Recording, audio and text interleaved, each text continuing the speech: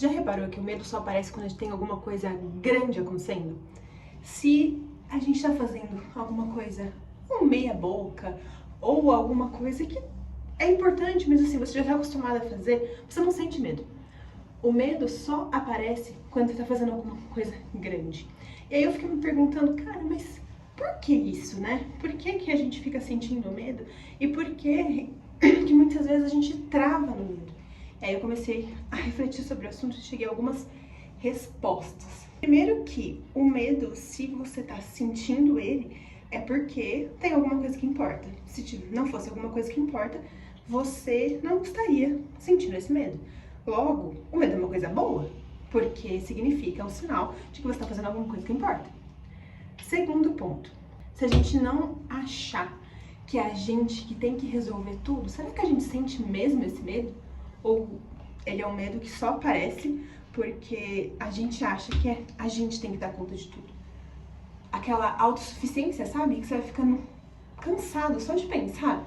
Como que eu vou fazer isso? Como que eu vou dar conta disso? Nossa, mas e tal coisa? E tal pessoa? E meu trabalho? Como é que vai ser? Eu vi esses dias uma moça fazendo uma reflexão bem interessante. Quando a gente vai por um destino no Waze, a gente põe um destino e a gente não sabe qual que é a rota que o Waze vai traçar. A gente tem uma noção ali, a gente pode ter uma noção, mas a gente não sabe exatamente em qual esquina virar, aonde parar, onde tem um radar, porque se a gente soubesse, a gente nem colocava o Waze, né? E aí, ela falava assim, então, se você confia no Waze pra te dar a direção das coisas que você vai fazer, cara, por que você não confia em Deus? Eu fico pensando, mano, é muito verdade, né? Porque a gente começa a ficar com medo como se tudo dependesse da gente. E na verdade, a gente tem que trabalhar como se tudo dependesse da gente, mas rezar como se tudo dependesse de Deus. O nosso livre-arbítrio, obviamente, ele existe, mas se Deus não permitisse, as coisas não aconteceriam. Deus sabe quantos fios de cabelo você tem. Nenhuma folha de árvore cai sem que Deus permita. E em todas as situações, por mais que elas pareçam ruins, Deus tira alguma coisa de bom. Sempre.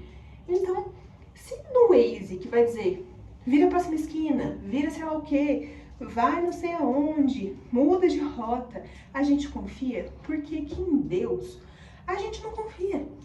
Por que Deus fala pra gente, vai só até a próxima esquina? E a gente fica, nossa, mas pra que eu vou fazer isso? Meu Deus, colocando um monte de coisa e criando mais medo ainda. Isso me faz lembrar de duas passagens na Bíblia. A primeira, de quando os discípulos estão com Jesus num barco, e aí ele começa aquela tempestade e tal, e Jesus está dormindo, de boa. E eles acordam Jesus, tipo, meu, você não tá vendo que a gente tá aí perecendo, que a gente vai afundar, você tá dormindo, você não se importa? E aí Jesus grita com a tempestade, faz a tempestade parar e fala pra eles, eu me importo, eu tô no barco, gente, relaxa.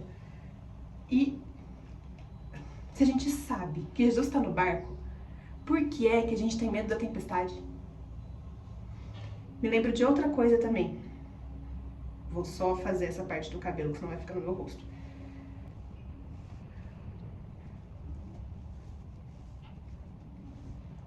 Quando os discípulos, me lembro também quando os discípulos estão no barco e Jesus aparece andando sobre as águas. Eles ficam morrendo de medo, porque eles não sabem o que é um fantasma, não sei o quê. E aí quando Jesus fala que é ele, Pedro fala pra ele, se é você mesmo, deixa eu ir até você, andando também. E aí Jesus fala, tá bom, bora. E ele vai. Quando ele chega na metade do caminho, ele fica com medo. E aí ele começa a afundar.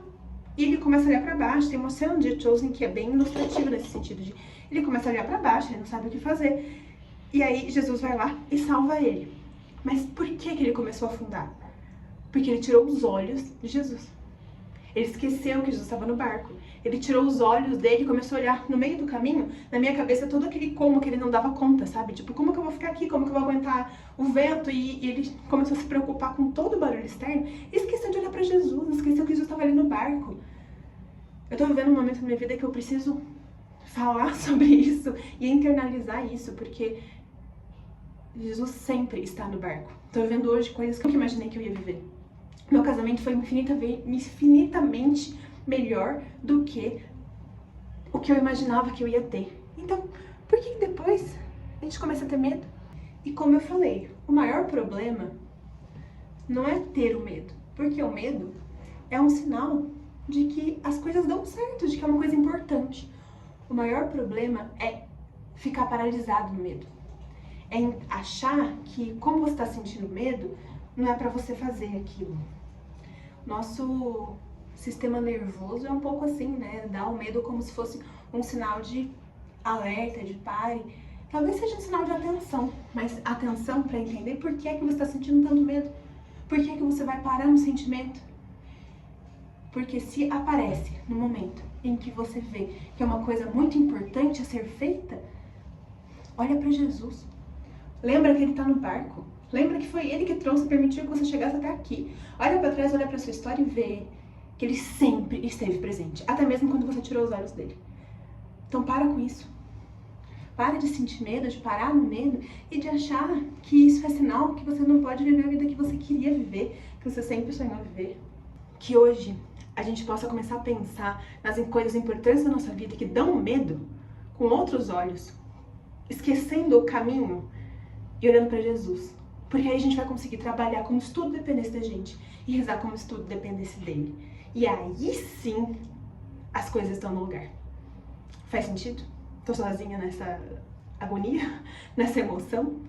Espero que faça sentido pra você. Se inscreva aqui no canal, ative as notificações. Um beijo, até a próxima.